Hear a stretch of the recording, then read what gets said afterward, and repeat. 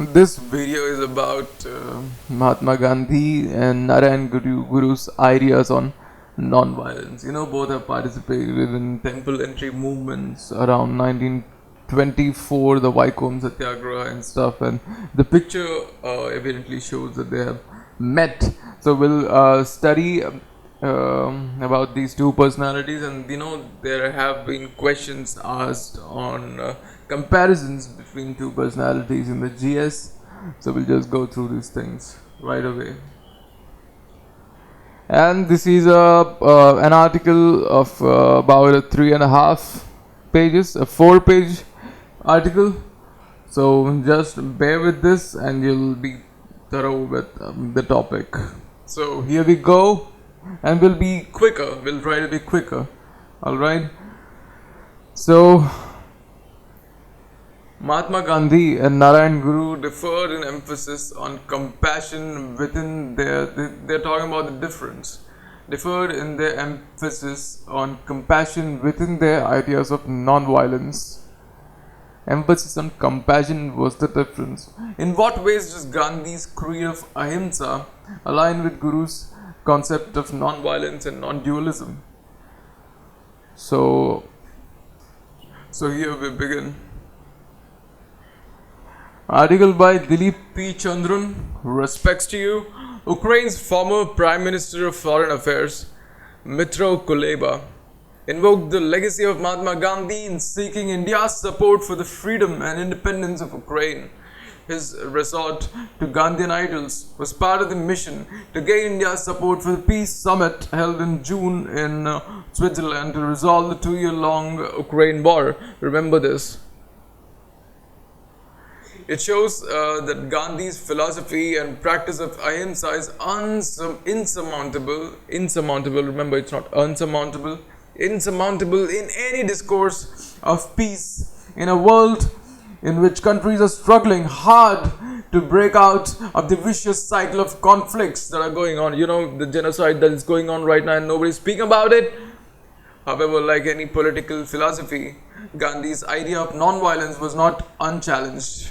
His conversation with his contemporary Narayana Guru helped elucidate the intricacies of Gandhi's creed of ahimsa. It would be a very tough question if there's a question and comparison between Gandhi and Narayana Guru's ahimsa. Alright, let's revisit Gandhi's creed of non-violence and Guru's god of compassion on the occasion of Gandhi Jayanti, which is celebrated every year on October 2nd to commemorate the birth of Mohandas Karamchand Gandhi, the advocate who studied in London. Gandhi and Guru, being one of the most eminent Indian political leaders in 20th century, Gandhi could not separate religion from politics. That's the main fallacy, Gandhian fallacy. Always remember that the biggest Gandhian fallacy is his inability to separate religion from the politics. Right? He cherished the religious doctrines of truth, non-violence, and spiritualizing his political mission. Similarly, the Guru, the spiritual leader and social reformer in Kerala, could not detach his actions and thoughts from the issues of worldly life. For him, we'll better understand about him and then we'll comment or talk and make notes about him, right?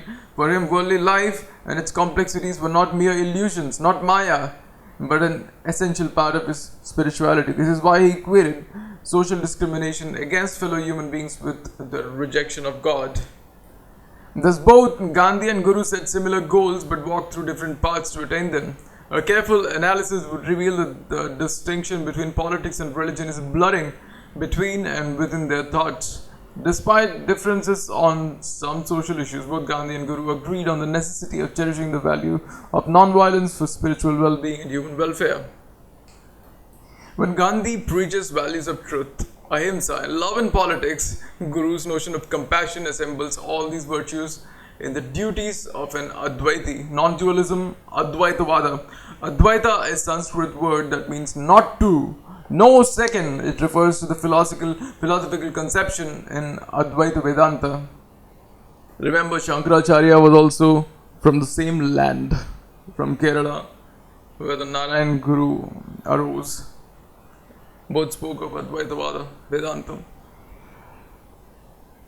Unraveling misunderstandings. However, a misunderstanding arose between Gandhi and Guru following the latter's controversial interview on the Vaikom Satyagraha. Vaikom Satyagraha was the first among many temple entry movements in India.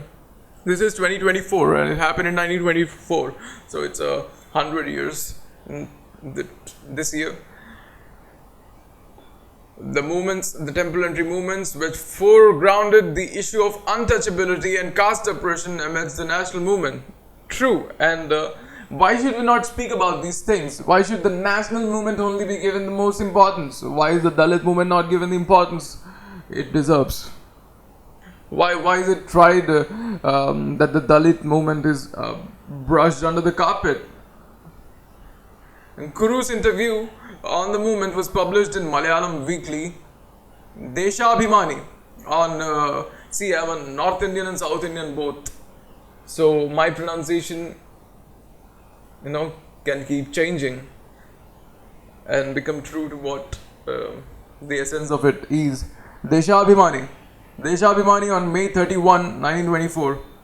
In this interview, Guru was reportedly cited as saying, volunteers should scale over the barricades and not only walk along the prohibited roads but enter all temples including the Vaikom temple. It should be made practically impossible for anyone to observe untouchability. So in this statement there's a reflection of a different kind of non-violence. I mean, it is to break the social norm, the social law. Gandhi tried to break the laws declared by the British. It was called the civil disobedience, and now this is this breaking of a social norm, right? Unwritten social norm that had been for centuries. Perhaps Gandhi wouldn't support this kind of social disrespect or social aggression. He wouldn't, I guess. I don't know. I have not known Gandhi and nobody. Alright, so although these statements of Guru reflect his moral outrage against social inequality, the publication of his interview paved the way for a political controversy. Guru's statements irked the staunch supporters of Gandhian non-violence, right? As expected. While Gandhi perceived these comments from the eminent figure in Kerala as a rejection of his most sacred method of ahimsa, Gandhi thought this was rejection of his ahimsa. He also thought that the Guru refuted the Vaikom Satyagraha and viewed his call to climb over the barricades and walk along the prohibited roads as support for open violence. That's what Gandhi interpreted. So now, clarifying misunderstandings, the person who informed about Guru's comments to Gandhi also urged him to instruct INC to call off the Satyagraha immediately to avoid repeating events like Chauri Chaura. But Gandhi refused to intervene. Instead, he expressed displeasure over Guru's comments, labeling them as rivers of Satyagraha. Imagine if you mention the Deshabhimani magazine in which Guru called for breaking the barricades and entering the temples. If you mention the magazine's name, how much of a value would it add to your answer? These are the little things that will make solid impression on the evaluator, The evaluator will be awestruck. So instead Gandhi expressed displeasure over Guru's comments, labeling them as reverse of Satyagraha. This is not Satyagraha, it's a reverse. A call for open violence and an example of imposing force in his weekly journal, Young India. Now, they're both competing in written statements, alright?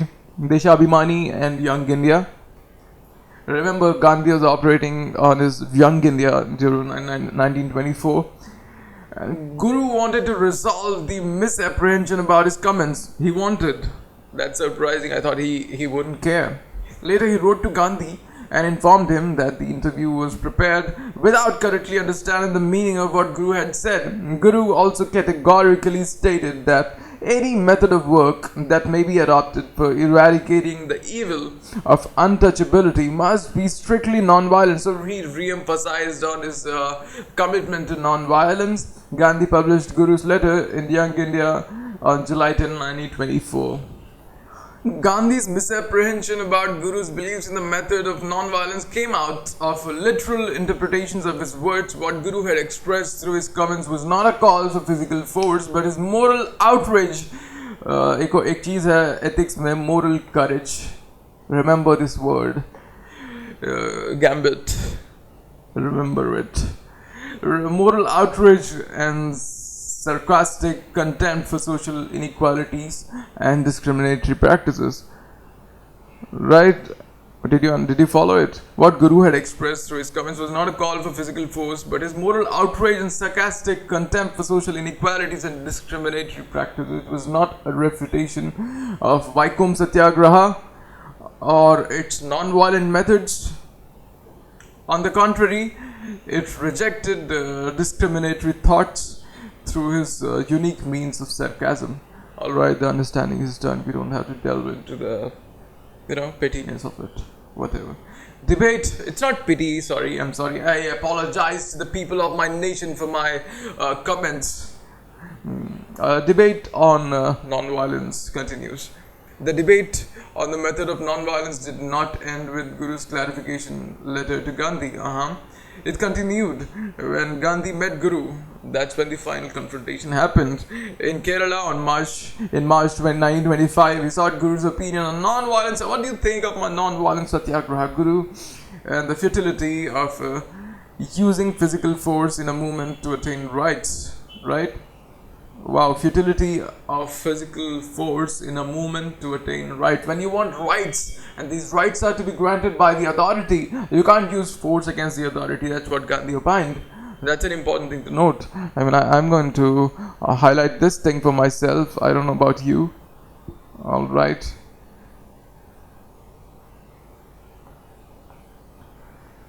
The Guru replied that he did not think that the violent force was good. Okay, agreed. Gandhi further asked whether the Hindu religion sanctioned violence. Guru replied, use of physical force is permitted for kings, but it is not justifiable for ordinary people. I did not know that Guru was so, follower of the Hindu religion to such levels. In this conversation, Guru expressed no difference with Gandhi's political means and rather unconditionally agreed with the method of non-violence. So politically, he has surrendered to Gandhi. And later, Gandhi wrote in Young India that Narayana Guru entirely approved of Satyagraha movement and said that violence would never succeed and that non-violence was the only method. Alright, theek hai, we are studying non-violence, compassion and non-violence. Guru, now we are talking about compassion, different outlooks on compassion. Guru composed his seminal works on non-violence, Anukamba Dasakam, 10 something, alright, Anukamba Dasakam.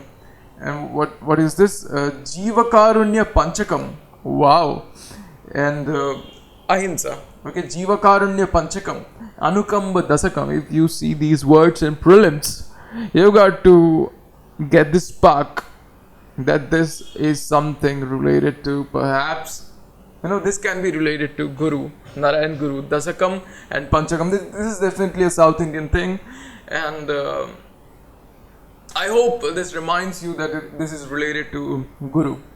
I hope it reminds me also that it is related to Guru if it is asked in any of the options in the prelims. Ahimsa.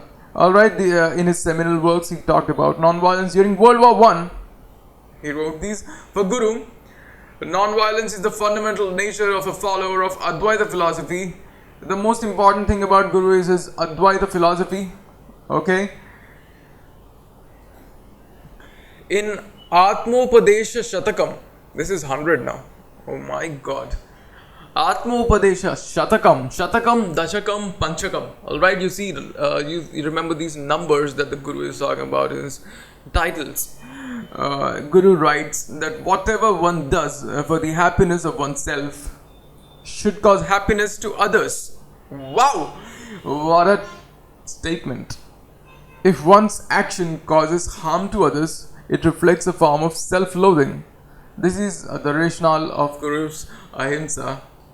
Just one more page, guys. I know it's very difficult to study. Just one more page. Guru further articulates his idea of non-violence in the dialogue Sri Narayana Dharmam. Sri Narayana Smriti, which emphasizes the importance of avoiding pain to others' bodies, okay, physical harm, minds and souls by one's words, deeds and thoughts, right? This is really important for one to follow, and I do. Even if you don't trust me, I do. The Guru further explains that ultimate well-being is not attainable for those who kill living beings for their selfish needs. On the contrary, the practice of ahimsa leads one's life to absolute wellness. His Jiva Karunya Panchakam, all these numbers remember, Shatakam, Panchakam, Dashakam, these are Guru's works. Jiva Karunya Panchakam echoes similar ideas on non-killing. Guru asks, how can we kill and consume other living beings if they are our soulmates? He reasoned that since being killed is something we find unacceptable and undesirable for ourselves, we should not do the same to others. Right? We don't like to be killed. And this is pretty much the categorical imperative of Kant, I guess. So we can perhaps quote Guru's take on ahimsa in our ethics answers too, if it really strikes your head and heart. Commitment to non-violence. Guru's commitment to the principle of non-violence was made evident during a conversation he had with visitors at Advaita Ashram. Pardon my mistake in the language. Advaita Ashram on his 50th birthday, when Guru asked them to cease the ritual of sacrificing living beings at the temple. One of them asked, what could be sacrificed instead? What a brilliant high-level IQ question, right? An inmate of the monastery suggested using an ash gourd. Ash gourd as a substitute, something made of ash perhaps. Ash gourd. Gourd is what we call a vegetable, right? Like the bottle gourd and some things like that. Guru condemned this in his natural style by saying that then kill the son of those who still want to do the ritual of sacrifice. What a statement. Could a monk make his views on non-violence any clearer? If you want to sacrifice something for the god, you sacrifice your own son. That's what he said. Alright, so compassion. Anukampa. What a word. Anukampa means compassion. Anukampa is the ultimate value that helps contain the potential for violence against others. For Guru, a religion sans compassion. Sans means without. A religion without compassion is not a religion at all. That's true, and I feel the same. His philosophical teaching that views harm to others as a form of self-loathing constitutes the core of his religion of compassion, right? For Guru, God is the embodiment of compassion, and a person without compassion is just a body without the soul. So in words of Guru, God is the embodiment of compassion. Non-violence need not be referred to as independent category. It is immanent in Guru's philosophy, especially in virtue of compassion. He spoke a lot about compassion. Being a social reformer and sage, Guru saw no distinction between the spiritual goals and social action aimed at the welfare of humanity. Similarly, in Gandhi's political thought, religion and politics were inseparable entities. Okay. Gandhi's ahimsa and Guru's non-violence. Gandhi disapproved of all the religious and political doctrines which conflicted with the ideas of truth and non-violence. For him, the ultimate doctrines were the doctrines of truth and non-violence, not the basic structure. For him, truth and non-violence were the litmus tests of politics and religion. Okay, he evaluated political morality against his absolute doctrine of ahimsa. This is how religion helped Gandhi to purify his approach to politics and morality.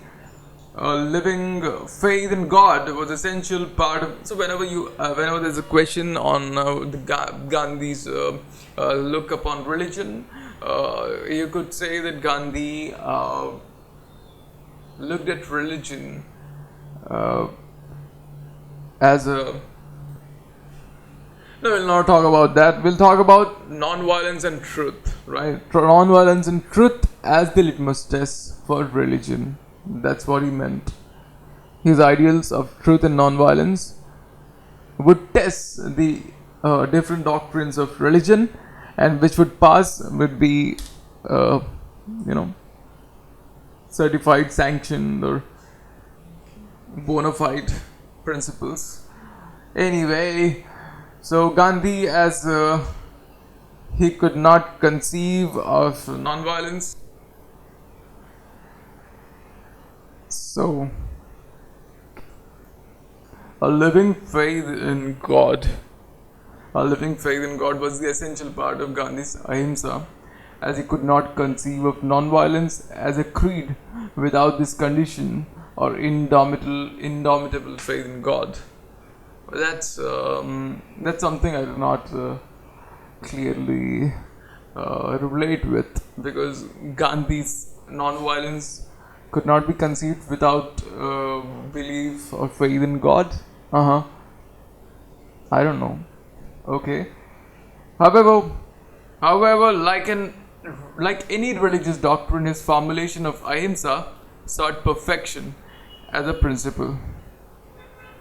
For Gandhi, violence was the negation of the highest spiritual force, and non-violence was the perfect path to God.